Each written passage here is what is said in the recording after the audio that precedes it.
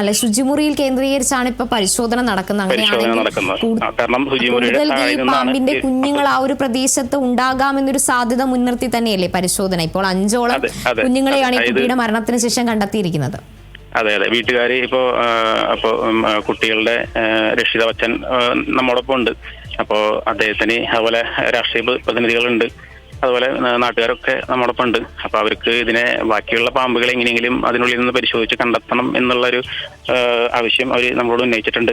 അപ്പൊ നമ്മൾ കരിങ്കൽ കെട്ടായതുകൊണ്ട് തന്നെ, അതും വീടിന്റെ കരിങ്കൽ തറ ആയതുകൊണ്ട് തന്നെ അത് പൊളിക്കുവാനായിട്ട് ഫുള്ളായിട്ട് പൊളിക്കാൻ ഒരു പരിമിതിയുണ്ട്. എന്നാലും നമ്മളൊരു അത്യാവശ്യം നമുക്ക് പറ്റാവുന്ന ഒരു ഏരിയ നമ്മൾ പൊളിച്ച് പരിശോധിക്കുകയാണ് ഇപ്പൊ നമ്മളുടെ തീരുമാനം. അതുപോലെ തന്നെ ഇപ്പോൾ ഈ വീടിന് പുറത്തേക്ക് സമീപ പ്രദേശങ്ങളിലേക്കും ഈ ഒരു പാമ്പിന്റെ കുഞ്ഞുങ്ങളാണ് ഇഴഞ്ഞു പോകാനുള്ള സാധ്യത ഏറെയാണ്. അപ്പോൾ സമീപ പ്രദേശങ്ങളിലേക്കും ഒരു പരിശോധന വ്യാപിപ്പിക്കാനുള്ളൊരു സാധ്യത ഇപ്പോൾ മുന്നിലുണ്ട്. അത് ഈ വീട് എന്ന് പറയുന്നത് ഇപ്പൊ കോടാലി കുറച്ച് അകത്തോട്ട് ചെന്നിട്ട് അത്യാവശ്യം ചുറ്റുപാടും എന്താ പറയാ പറമ്പുകളും അല്ലെങ്കിൽ അതുപോലെയുള്ള റബ്ബർ തോട്ടങ്ങളൊക്കെ തെങ്ങും തോപ്പുകളൊക്കെ ഉള്ള ഒരു സ്ഥലമാണ്. അപ്പോ ഒരു പക്ഷേ ഇപ്പൊ നമുക്കിപ്പോ നിലവിൽ 5 പാമ്പുകൾ നമ്മൾ കണ്ടെത്തി. അതിനുശേഷം ഇനി ബാക്കിയുള്ള ഉണ്ടായിരുന്നിരുന്ന കുഞ്ഞുങ്ങളിൽ ഒരു പക്ഷേ പുറത്തേക്ക് വന്നിട്ടുണ്ടാവാം. അത് ഇതുപോലെയുള്ള തൊടിയിലേക്കോ അല്ലെങ്കിൽ പറമ്പുകളിലേക്കോ പോയിട്ടുണ്ടാവാം. ആ ഒരു സാധ്യത നമുക്ക് തള്ളിക്കളയാൻ പറ്റില്ല. അതുപോലെ തന്നെ ഈ നേരത്തെ ജോജു സൂചിപ്പിച്ചതുപോലെ പാമ്പുകളുടെ ഒരു പ്രജനന സമയമാണ് ഈ ചൂട് കാലം എന്ന് പറയുന്നത്. അതിനാൽ തന്നെ ഒരുപാട് പാമ്പ് കുഞ്ഞുങ്ങളെ മുട്ട വിരിഞ്ഞിറങ്ങുന്ന സാഹചര്യമുണ്ട്. അപ്പോൾ ഈ ജനവാസ മേഖലകളിലേക്ക് ഈ പാമ്പുകൾ എത്തുകയാണെങ്കിൽ ജനങ്ങളിൽ ഒരു ആശങ്ക ഉണ്ടാകും. അപ്പോൾ ഏത് തരത്തിലുള്ള മുൻകരുതലുകൾ സ്വീകരിക്കേണ്ടി വരും ഈ ഒരു നിലയിലാണ് കാര്യങ്ങൾ പോകുന്നതെങ്കിൽ?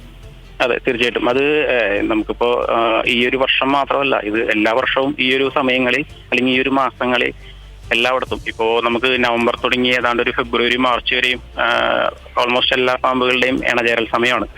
അപ്പോൾ നിങ്ങളൊന്ന് പുറകിലോട്ട് പരിശോധിച്ചാൽ നിങ്ങൾക്ക് തന്നെ നിങ്ങളുടെ മാധ്യമങ്ങളിൽ അത് കാണാൻ പറ്റും. കാരണം വെച്ചാൽ വലിയ പാമ്പുകൾ, അതായത് ഇണചേരാൻ തയ്യാറായിട്ടുള്ള വലിയ പാമ്പുകളെ 1, 2, 3 അതിലധികമോ പാമ്പുകളെ ഒരു സ്ഥലത്ത് നിന്ന് തന്നെ കിട്ടാറുണ്ട്.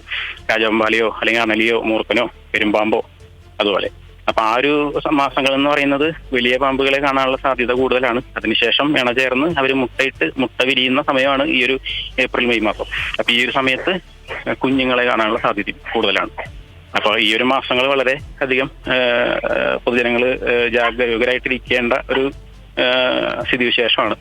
അത് എല്ലാ വർഷങ്ങളിലും അങ്ങനെ തന്നെയാണ്.